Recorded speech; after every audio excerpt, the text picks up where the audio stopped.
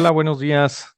Soy el doctor Mar González. Les voy a dar esta sesión breve de introducción a la neuroimagen. No se trata de hacer una revisión exhaustiva de neuroanatomía ni de neuroimagen, pero vamos a tocar algunos conceptos anatómicos importantes para personal paraclínico, médicos, no radiólogos, estudiantes de medicina, seguramente algunos residentes verán algunos conceptos interesantes. Paramédicos, fisioterapeutas, enfermeros. Seguramente van a encontrar aquí información útil que van a utilizar en su práctica médica.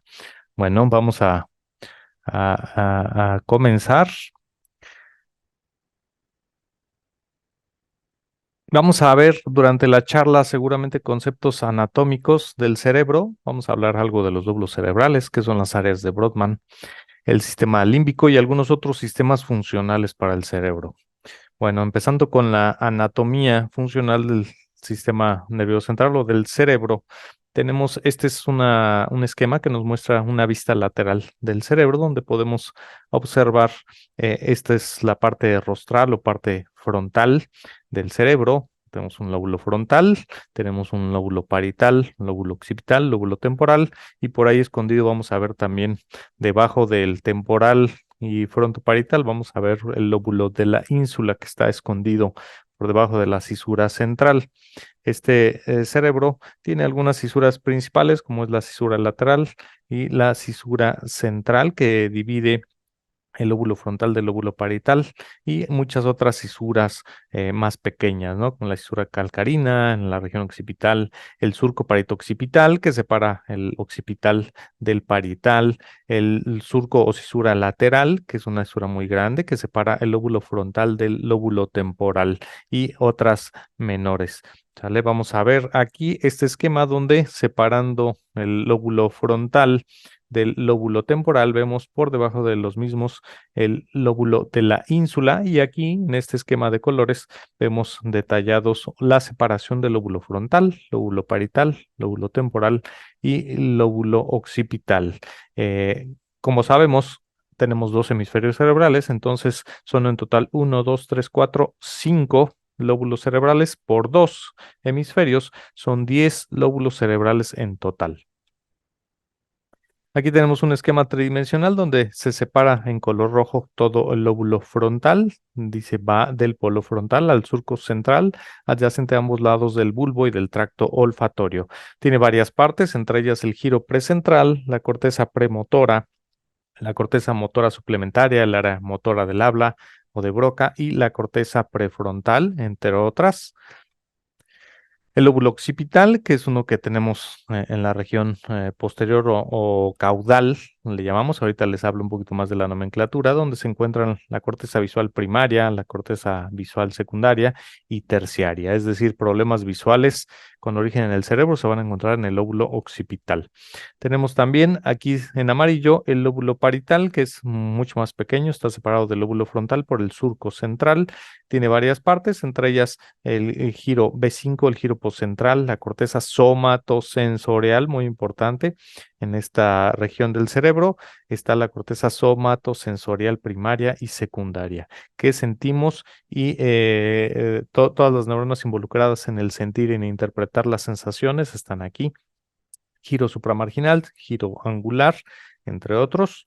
Después aquí tenemos esquematizado en color verde el lóbulo temporal, inferior al surco lateral, que dijimos que separaba el lóbulo frontal del lóbulo temporal. Tiene varias partes, entre ellas el giro temporal superior, el giro temporal medio, el giro temporal inferior, B4, tracto auditivo, corteza auditiva primaria y secundaria. Sale el lóbulo temporal muy relacionado a la audición primaria y secundaria. Aquí otro esquema donde estamos separando lo que es las funciones más que nada del lóbulo frontal en verde.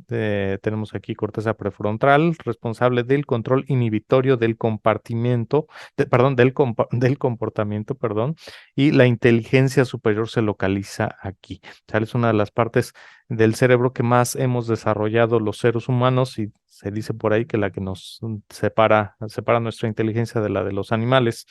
Después tenemos en color café la corteza premotora, que está orientada hacia la orientación, movimientos oculares, movimientos de la cabeza, la corteza motora, MC1 y MC2, que se encarga de los movimientos voluntarios. Después viene ya el surco, que lo separa del parietal, donde tenemos corteza sensorial, SM1 y 2. Tenemos por acá una zona naranja que es análisis sensorial y del lenguaje. El área de Broca, famosa, está por aquí, entre las regiones parietal y temporal. Tenemos también aquí una zona en la zona, en el lóbulo temporal, responsable de la audición. Y por último, como ya lo habíamos mencionado, las áreas visuales 1, 2 y 3, responsables de interpretar los estímulos visuales. Aquí por un corte medial, vemos en la cara medial del cerebro, del hemisferio cerebral, vemos lóbulo frontal en las distintas partes que ya separamos en colores. Después la corteza occipital. Después tenemos aquí una parte del temporal responsable del olfato. Y tenemos aquí el cuerpo calloso, el giro cingulado, ¿sale? Que está alrededor del cuerpo calloso. Bien, aquí tenemos en un corte axial de resonancia magnética, secuencia FLAIR, tenemos en color los distintos lóbulos. Tenemos aquí el lóbulo frontal, tenemos aquí el de la ínsula, que es este naranja, tenemos aquí parte del parietal, tenemos aquí el temporal, una parte del temporal es un corte mixto, tenemos en azul también el temporal y tenemos en verde el lóbulo occipital y los ganglios de la base. El que tenemos hacia arriba en un corte axial es el núcleo caudado, el que tenemos hacia afuera es el núcleo putaminal y el que tenemos de este lado es el núcleo lentiforme. Aquí al lado se presenta el sistema ventricular, los ventrículos laterales que tienen astas frontales y atrios ventriculares o astas occipitales. También tienen una porción temporal que vamos a ver más adelante. En cuanto a los términos que les había comentado, van a escuchar muy seguido cuando estamos interpretando estudios de neuroimagen el nombre o rostral o caudal. Esto es porque las estructuras que están hacia el rostro les llamamos rostrales y las que están hacia atrás y hacia abajo les llamamos caudales. De esta manera podemos identificar algunas estructuras, ¿sale? Podemos decir el tumor está rostral al lóbulo parietal o rostral a la circunvolución tal, ¿no? O caudal es una tumoración caudal al lóbulo parietal, ¿sale? Nos sirve para identificar en un mapa las estructuras o alguna tumoración que podemos estar viendo. Aquí el mismo esquema, aquí en este caso tenemos un cerebro donde la parte frontal o anterior está hacia este lado. Vean cómo le llamamos rostral a lo que está hacia adelante, hacia el rostro, dorsal a lo que está hacia el dorso, como si estuviéramos viendo un animal cuadrúpedo, el rostro, el dorso, caudal, lo que está hacia la cola o posterior, y ventral, lo que está hacia el vientre. En este caso podremos poner un ejemplo. El lóbulo temporal es ventral al lóbulo parietal. Podemos decir que el lóbulo frontal es rostral al lóbulo occipital. Para eso sirve la nomenclatura. Otro ejemplo donde se muestra aquí lo rostral hacia adelante, hacia el rostro, lo dorsal hacia superior, lo caudal hacia posterior.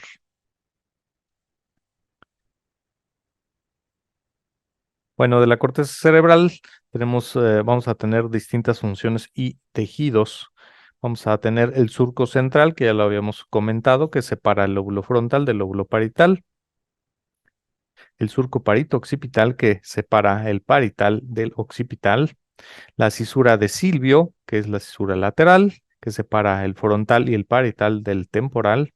La escotadura preoccipital, que separa el temporal del occipital.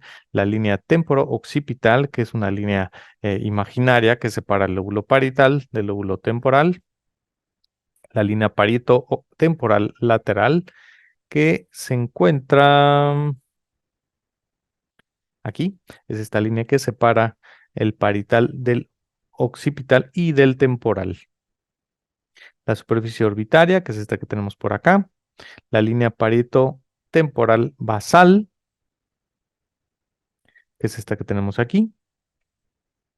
El surco singular, que es este que tenemos aquí, que separa el cíngulo del parietal. Surco subparietal, que es este que está por aquí. Surco colateral, que es este de aquí en la región temporal, medial. Entonces, bueno, por anatomía no paramos, ¿no? Hay muchísimos surcos, muchísimos lóbulos cisuras, ¿sale? Y lo curioso es que hay, en un análisis histológico, hay distintos tipos de corteza cerebral, ¿sale? Vean cómo en la región uno hay una corteza de tipo agranular, en el número 2 tenemos otro tipo de corteza cerebral, esto es un tipo de tejido distinto. La región 3 tenemos una parietal homotípica, pero bueno, esto no es motivo de la charla, solo que sepan que hay distintos tipos de neurotejido según las regiones anatómicas que estemos revisando. Bueno, las áreas de Brodmann, que algunos de ustedes deben haber escuchado, un área de Brodmann es una región de citoarquitectura de la corteza cerebral. La citoarquitectura de la corteza es la organización de la corteza según los tejidos que poseen células nerviosas. Fueron originalmente definidas por Corbinian Brodmann, por eso se llaman así, y fueron enumeradas del A1 a la 52. Algunas de estas áreas fueron subdivididas, por ejemplo, la 23, que se dividió en 23A y 23B, y tienen, de algunas tenemos bien identificadas sus funciones, algunas tienen funciones mixtas y de algunas otras todavía no nos queda muy claro cuáles son sus funciones. De aquí vamos a pasar a evaluar el sistema ventricular. El sistema ventricular es un esquema virtual de lo que son los ventrículos. Los ventrículos es el sistema por donde pasa el líquido cerebroespinal dentro del cerebro.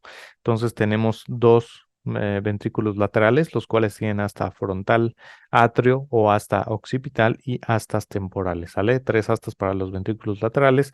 Luego se comunican con el tercer ventrículo y este a su vez a través del acueducto de Silvio se comunica con el cuarto ventrículo que tiene recesos laterales. Vamos a verlo en imágenes tridimensionales desde una perspectiva lateral. Este es ventrículo lateral, cuerno anterior, cuerpo, atrio ventricular o cuerpo occipital. Vean cómo tiene un cuerpo temporal. El tercer ventrículo, que no tiene una forma necesariamente redonda, está interrumpido por los tálamos porque se conectan a través de las adhesiones intertalámicas. Y luego el acueducto cerebral que comunica el tercer ventrículo con el cuarto ventrículo, donde hay un flujo permanente de líquido cerebroespinal en el interior del cerebro. Así si lo hubiéramos esquematizado, si lo viéramos de frente, ventrículos laterales con astas frontales, astas temporales. Aquí tenemos tercer ventrículo, cuarto ventrículo comunicado a través del acueducto de Silvio y esto es como estaría superpuesto en el interior del cerebro. Esta imagen en realidad es una imagen virtual, no es que exista como tal, es una imagen que está llena es un espacio que está lleno de líquido. Bueno, los ganglios de la base que también ya habíamos mencionado, vemos aquí, este es el núcleo caudado, que en un corte axial es el que está arriba, el núcleo putaminal, que ese es el que está, o del putamen, que está hasta afuera, el globo pálido, que es este que está aquí, y todo esto que está alrededor son haces de sustancia blanca. Bien, aquí tenemos un esquema nada más para esquematizar el cerebro cortical, el núcleo caudado, como se ve en tercera dimensión, el núcleo lenticular, el tálamo. Vean que no son necesariamente como los vimos en cortes axiales, sino que en realidad tienen una morfología tridimensional un poco más complejas. Después de ahí tenemos el mesencéfalo, tenemos el puente, tenemos la médula oblonga y la médula espinal. Y el cerebelo, que viene por detrás del cuarto ventrículo. Otro corte coronal, un esquema coronal donde se esquematiza parte del lóbulo frontal. Vemos aquí el cuerpo calloso, que son haces de sustancia blanca que conectan un hemisferio con otro. Los ganglios de la base. Esto que está aquí es el sistema ventricular, es el ventrículo lateral. Aquí tenemos los ganglios basales que ya esquematizamos. Vean aquí cómo se diferencia la sustancia gris de la sustancia blanca. La sustancia gris es donde tenemos los cuerpos neuronales y la sustancia blanca es donde están sus axones. Después vamos a mencionar el concepto de las meninges, que son las cubiertas de tejido conectivo que recubren al cerebro. Aquí vámonos de afuera hacia adentro. Tenemos aquí la piel, dermis, epidermis, tejido celular subcutáneo, que es este amarillo pintado por debajo de la piel. Luego tenemos una aponeurosis, que es un tejido fibroso que está pegado al hueso. El hueso es este esquematizado en amarillo, que tiene una parte externa, tiene algunos puentes óseos y tiene una parte interna, se llama diploe, ¿vale? Y en medio hay hueso medular o hueso lleno de médula grasa. Y después empiezan ahora sí las meninges, la más externa es la dura madre, que es esta verde que tenemos aquí. Por dentro de la dura madre tenemos, o más bien entre algunos repliegues de la dura madre, tenemos sangre que pasa a través de ellos y se llaman senos venosos. Y después tenemos, después de este, tenemos la siguiente capa de las meninges, que es la aracnoides. Aquí viene una pegadita, que es la amarilla, que es la aracnoides, es esta de aquí, que tiene estas capitas, estos pelitos que producen el líquido cerebroespinal. Y luego viene la pía madre, que es una capita café, es la que está pegada directamente con el cerebro. Entonces ya tenemos la pía madre, la aracnoides, que es la productora de líquido cerebroespinal, y la dura madre, con la capita que está pegada al hueso y que además alberga los espacios venosos o los senos venosos. Aquí un esquema coronal donde se ve cómo a través de la dura madre pasan los vasitos venosos, senos venosos, algunos otros vasitos que comunican hacia el espacio aracnoideo. Aquí viene el cerebro y pegado al cerebro tenemos la pía madre, que es la capa de la meninge que está pegada al cerebro, sustancia gris, sustancia blanca. En la gente, los adultos mayores, el cerebro pierde algo de volumen, entonces este espacio aracnoideo se incrementa de tamaño y los vasitos venosos entran en tensión. Entonces es por eso que los pacientitos de mayor edad llegan a tener algún traumatismo craneoencefálico que parece ser no tan severo, sin embargo pueden hacer con mucha facilidad hematomas subdurales, porque este espacio, los vasitos venosos están a tensión, porque el espacio es más amplio y se pueden romper con más facilidad.